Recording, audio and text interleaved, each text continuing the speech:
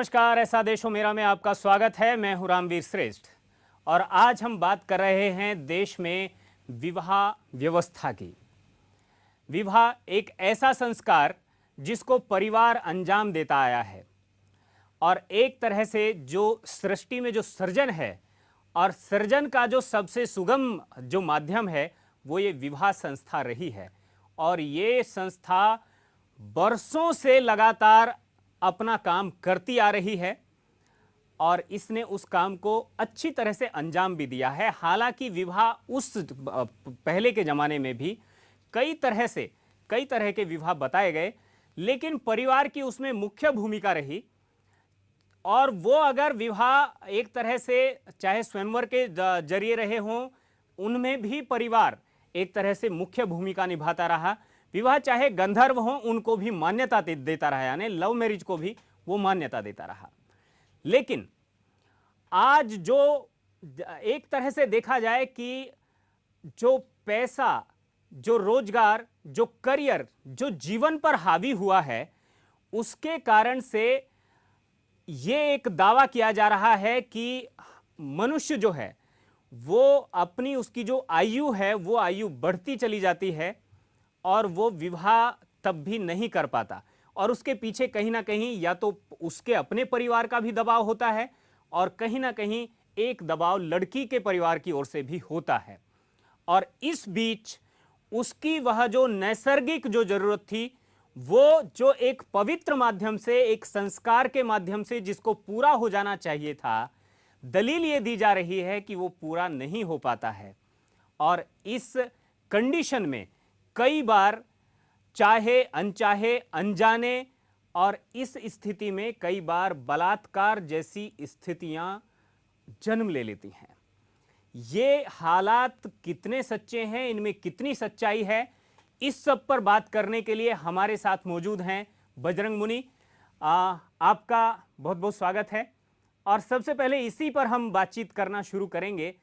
ये जो एक तथ्य बताया जा रहा है, ये जो पैसे की, करियर की और इस तरह की जो दलील दी जा रही है कि ये जीवन पर, युवाओं पर ये हावी हो गई है और इसके कारण से उनकी जो स्वाभाविक आयु जो विवाह की होनी चाहिए थी, उससे कहीं ना कहीं वो आगे निकल जा रहे हैं।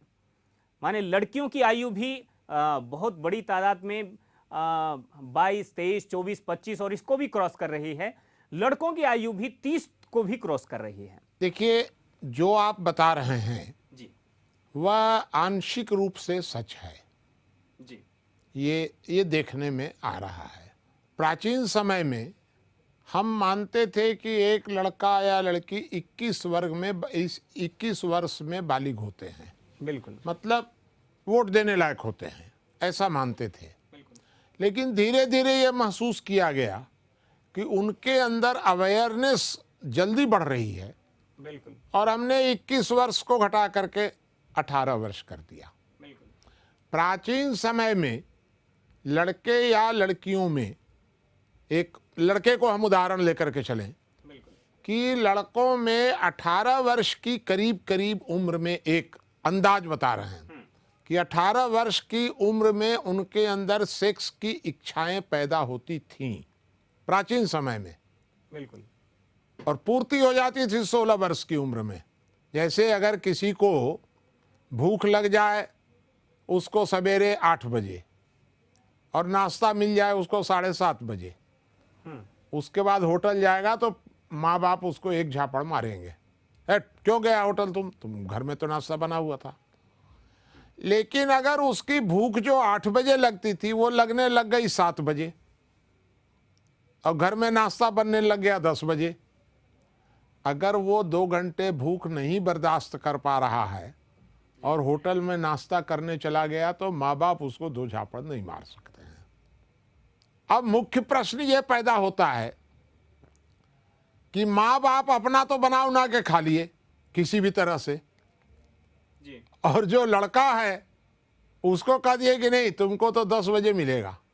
और सबसे खतरनाक बात यह है कि सब बढ़िया बढ़िया खाना बना करके और लड़के के सामने रखा हुआ है जी, और लिखा हुआ है कि 10 बजे के पहले खाना अपराध है। ये आप मैं इशारे इशारे में बता रहा हूँ, नहीं तो मैं आपको स्पष्ट करके बता दूंगा। इशारा ही ठीक है शायद। तो 10 बजे से पहले खाना अपराध होगा, झापड़ लगेगा। अब लड़का अगर चोरी से उसमें से कुछ खा लिया तो वो लड़का अपराधी हो गया। मेरा ये कहना है कि अपराधी वो लड़का नहीं हुआ।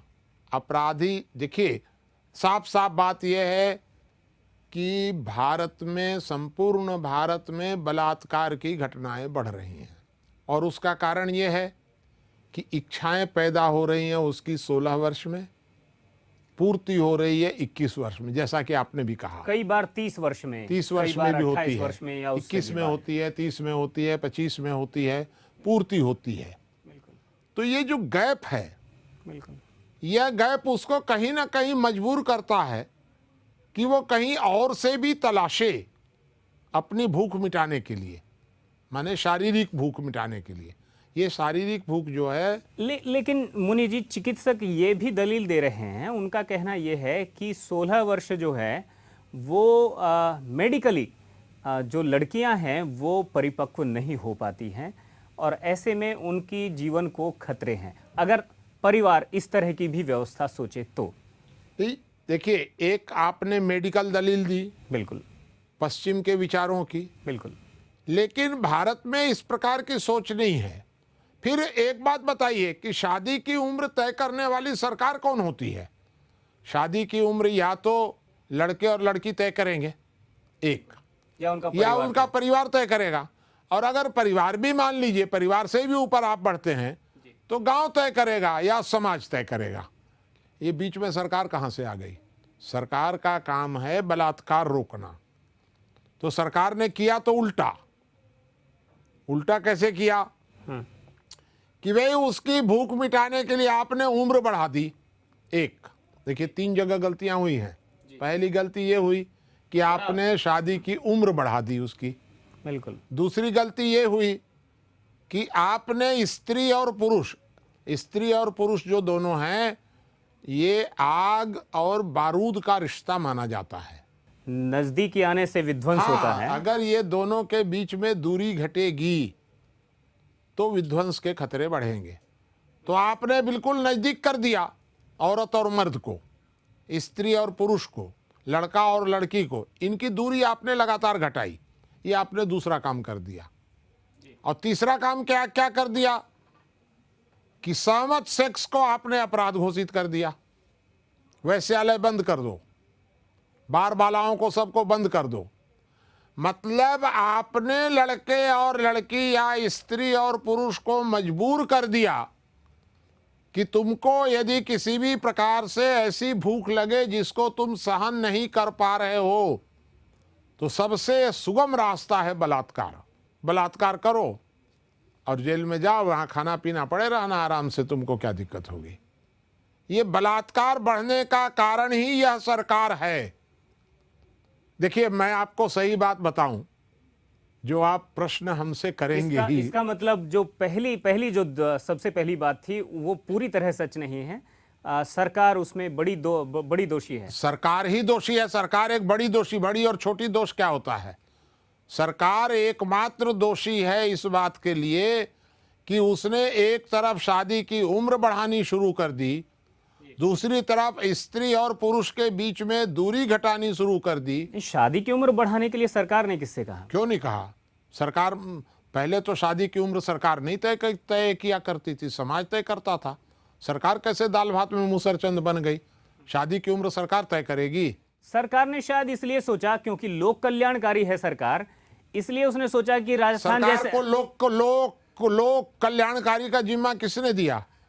जो सरकार नक्सलवाद नहीं रोक पा रही है, बिल्कुल, जो सरकार बलात्कार नहीं रोक पा रही है, जो भ्रष्टाचार नहीं रोक पा रही है, वो सरकार अपने आप अगर ले ली कि भाई हम तो कल्याणकारी, जन कल्याणकारी काम करेंगे, अरे तो जन कल्याणकारी कार्य तुम करोगे तो ये बलात्कार कौन रोकेगा? चोरी और डकैती कौन रोकेगा? अपना काम तो करना नहीं है। अपना काम छोड़कर, मैं एक बैंक में गया, आप साहब क्या कर रहे हैं? ये जज साहब हैं। जज साहब क्या कर रहे हैं? तो जज साहब ट्रेनिंग दे रहे हैं लोगों को क्या भाई ट्रेनिंग दे रहे हैं? एड्स निवारण की ट्रेनिंग दे रहे हैं। अरे जज महोदय, अपना केस तो तुमसे निपट नहीं रहा है।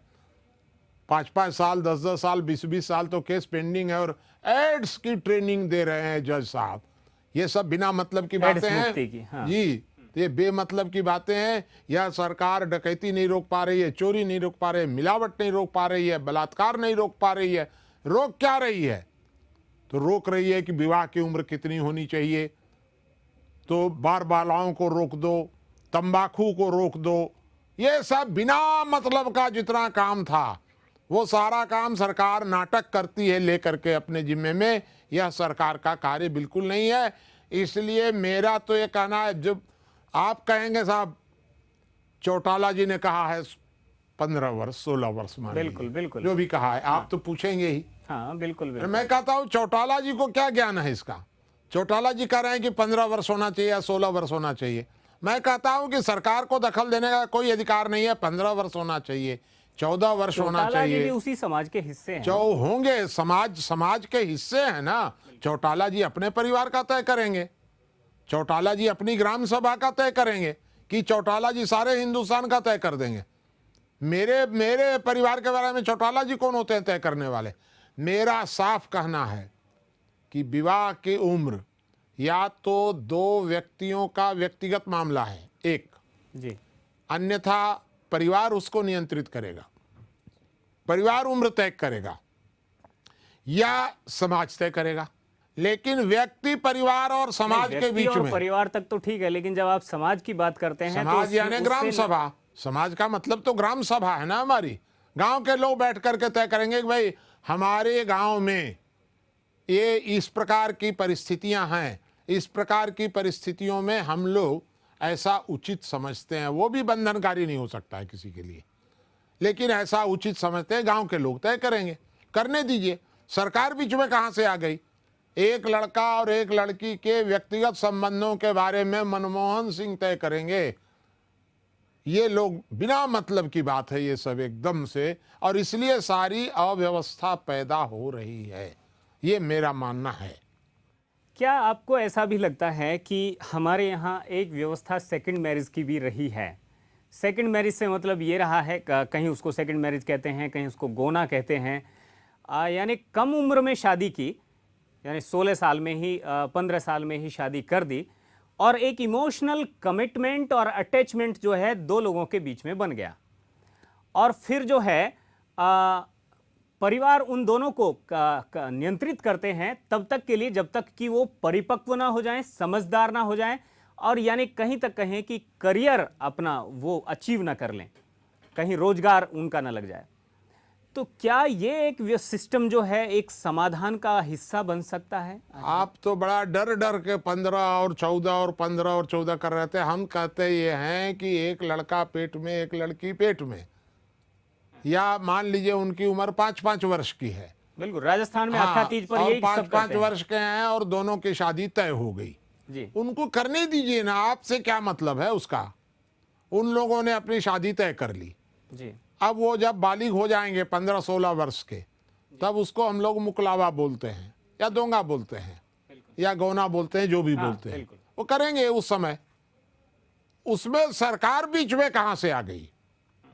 मेरा कहना, मुख्य कहना यह है कि विवाह की उम्र तय करना व्यक्ति का व्यक्तिगत मामला है, पारिवारिक मामला है, सामाजिक मामला है। सरकार और सरकार के कानून का कोई मामला नहीं है।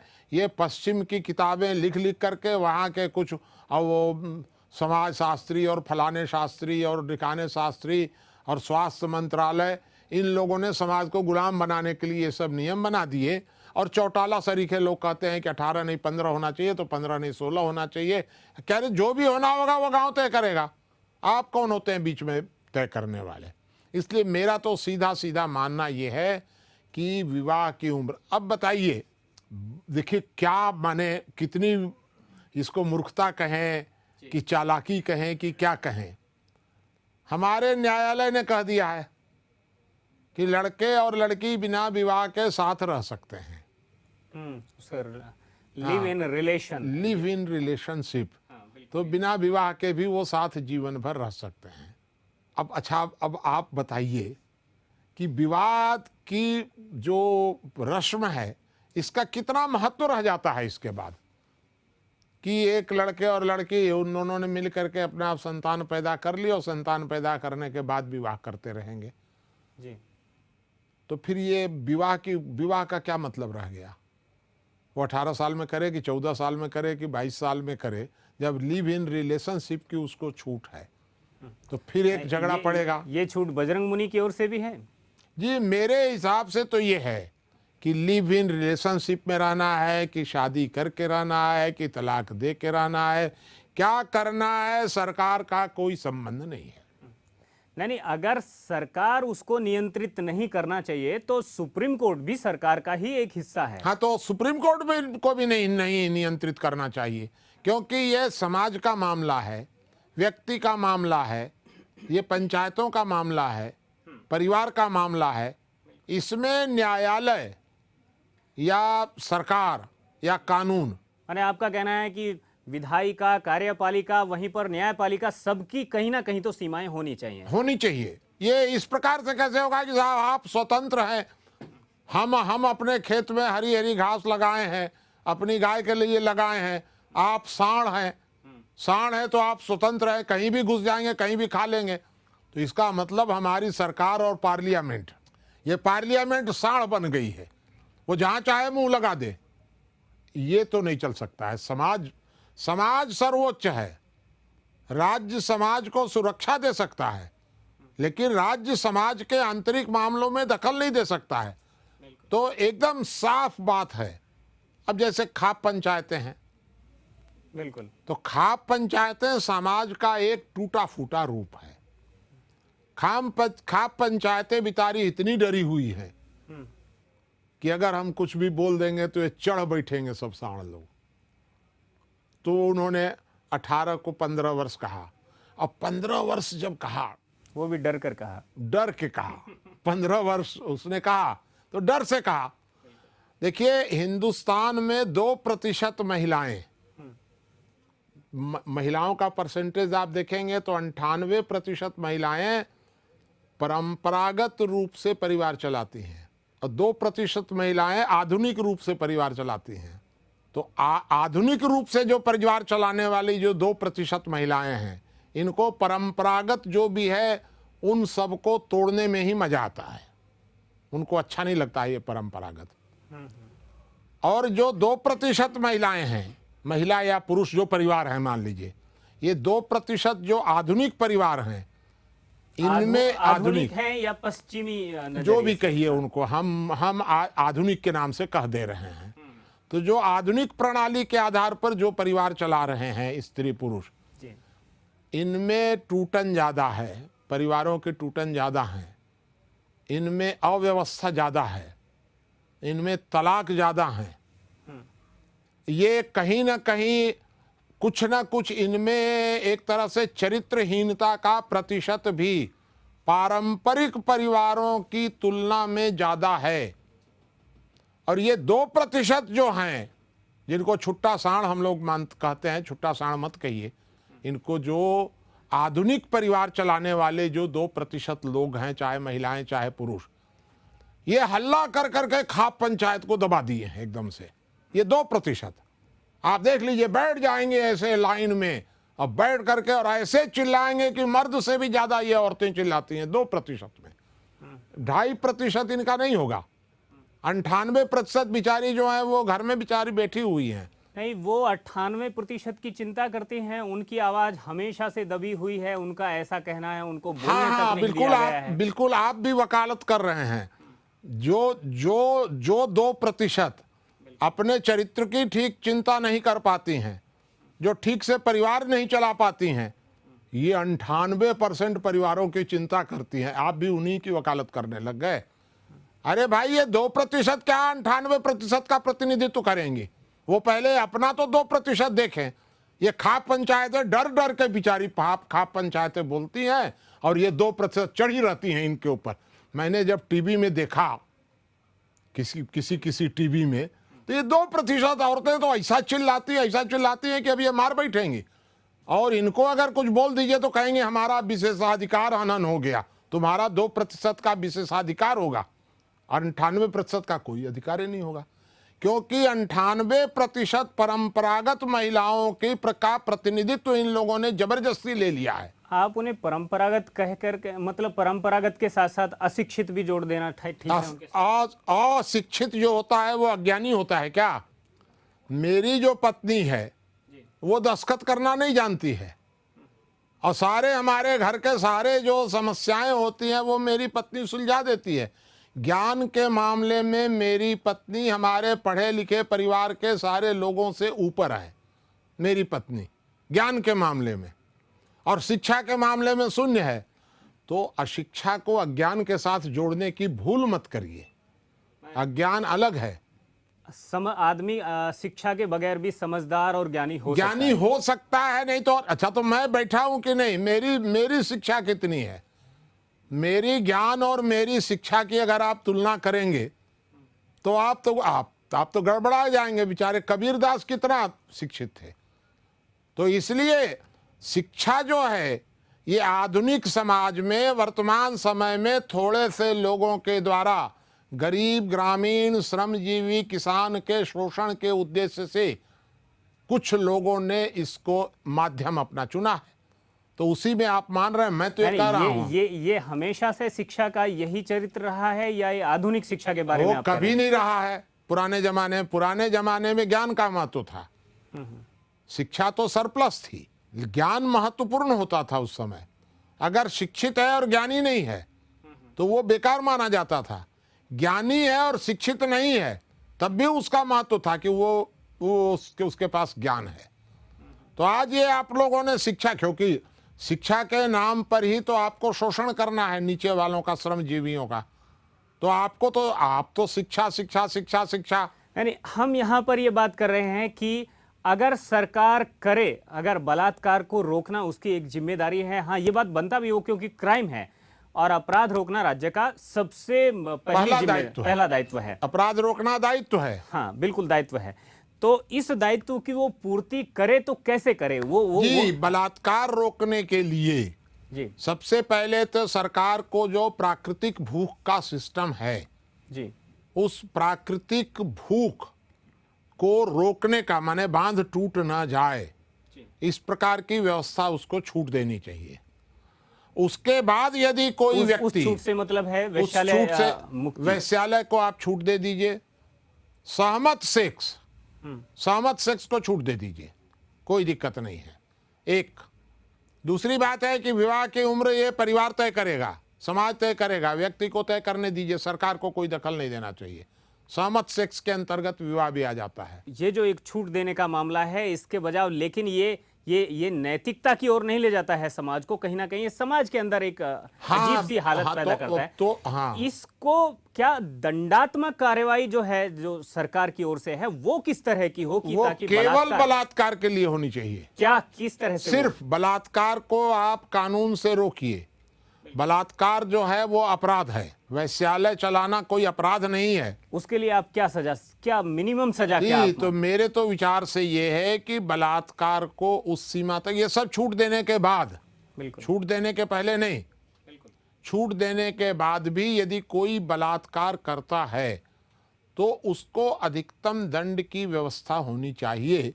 वह दंड कितना होना चाहिए इस संबंध में सरकार और समाज ये मिलकर के तय कर सकते हैं। उसके विषय में मेरे दिमाग में कोई अलग से प्लान नहीं है, लेकिन मैं इस बात के लिए सहमत हूं कि बलात्कार एक अपराध है, गंभीर अपराध है और उसके लिए दंडित होना चाहिए।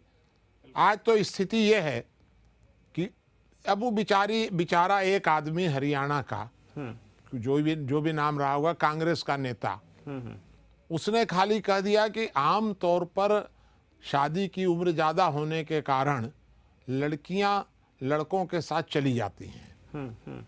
उसने तो यही कहा, और जो बात सच थी उसने कही है, चली जाती हैं। चले जाने के बाद उनके साथ धोखा हो जाता है। बिल्कुल। ये 2% जो है ना, चढ़ बैठी उसके ऊपर, बेचारे के ऊपर, और वो इतना कमजोर पड़ा कि उसने माफी मांग ली, गलती हो गई। क्योंकि अब क्या करें बेचारा। आप होते तो आप भी माफी मांग लेते। कौन? अरे ये इन 2% के कहने से कहाँ माफी साफी लगा। मैं जो कह रहा हूँ वो मैं सच, क्योंकि मैं समाज शास्त्री हूँ और समाज शास्त्री को समाज की चिंता करने का अधिकार है। मैं कोई सरकारी गुलाम नहीं हूँ या नेता लोगों का मैं कोई एजेंट तो हूँ नहीं कि हमको कोई चुनाव लड़ना है या हमको उन लोगों से कुछ प्राप्त करना है, नेता लोगों से। ऐसा मेरा काम नहीं है। मैं एक समाज शास्त्री हूँ। समाज की व्याख्या करने का मुझे भी उतना ही अधिकार है जितना दूसरों को है। बिल्कुल। तो मैं समाज की सामाजिक समस्याओं के बारे में मुझे व्याख्या करने का अधिकार है, तो वो मैं कर रहा हूँ। मैं यह मानता हूँ कि विवाह की उम्र, तलाक की व्यवस्था, डाइवोर्स वगैरह ये सब जो है ये सामाजिक पारिवारिक नियम हैं। इसमें किसी भी प्रकार का कोई, एक बात ये बता दीजिए हमको आप कि मान लीजिए आपने उम्र शादी की तय कर दी 18 वर्ष और किसी व्यक्ति के अंदर 16 वर्ष की उम्र में ही बांध टूटने लग जाए तो उसको क्या करना चाहिए? आप कोई कुछ रास्ता बताएंगे ना भाई उसको कि तुमको अगर 16 वर्ष की उम्र में तुम बर्दाश्त नहीं कर पा रहे हो तो इस तरीके से उसमें एक जक लगा करके उसको बांधो, अपने शरीर को इस प्रकार से बांधो कि तुम्हारी इच्छाएं दब जाएं, उसके बाद भी न रुकें, तो इस प्रकार से उसको रोकना, उसके बाद ऐसे तुम पानी डालना, उसके बाद ऐसे तुम दवाई लेना, ये सारा बताइएगा ना। संयम की सीख तो हमारे यहाँ दी गई है। अरे तो संयम की सीख आपके यहाँ दी गई है तो देने में कौन रोक रहा है? संयम जो होता है वो इच्छाओं को पैदा होने से नियंत्रित करता है। फिलहाल आपका बहुत बहुत धन्यवाद इस पूरे मसले के लिए, जिस पर आपने बहुत बारीकी से अपने विचारों को रखा है। बेहद संवेदनशील मसला है, परिवार का मसला है, दो जिंदगियों का मसला है, और अगर किसी के साथ अन्याय होता है, अत्याचार होता है, बलात्कार होता है, तो उसकी जिंदगी जीते जी एक तरह से बहुत बड़ा सेटबैक लगता है, बहुत बड़ा झटका लगता है। ये जिम्मेदारी परिवार की भी है, समाज की भी है, और पर्टिकुलर उन लोगों की भी है जो कई बार अपने करियर के नाम पर और अपने आप को बहुत लंबा खींच ले जाते हैं और उन्हें लगता है कि वो चीजें उनको सामने बिना शादी के बंधन में बंधे ही स्वाभाविक रूप से शायद हासिल हो जाएं। इसलिए जिम्मेदारी व्यक्ति की भी है, परिवार की भी है, समाज की भी है, और ये जिम्मेदारी सबको मिलकर के निभानी है और इसमें एक संतुलन भी कायम करना है। और एक तरह की बात निकली भी थी कि अगर शादी पहले कर ली गई और उसके बाद सेकंड मैरिज जैसा सिस्टम कुछ ऐसा डेवलप किया कि वो 6 दिन लाने के बाद में नहीं, या उसी दिन, कई बार कोशिश होती है कि जिस दिन शादी हुई उसी दिन फिर से वापस गोना हो जाए, इसके बजाय अगर इसको 1 साल, 2 साल या 5 साल हम एक्सटेंड कर सकते हैं, आगे खींच सकते हैं, तो शायद ये ट्रेडिशन का हिस्सा था और ये बहुत कामयाब हिस्सा था। लेकिन इसको कहीं ना कहीं हमने बिल्कुल भुला दिया है। अगर हो सकता है ये और कई तरीके शायद आप लोगों को ध्यान में आ सकते हैं। मुनि जी ने कुछ सुझाव दिए हैं।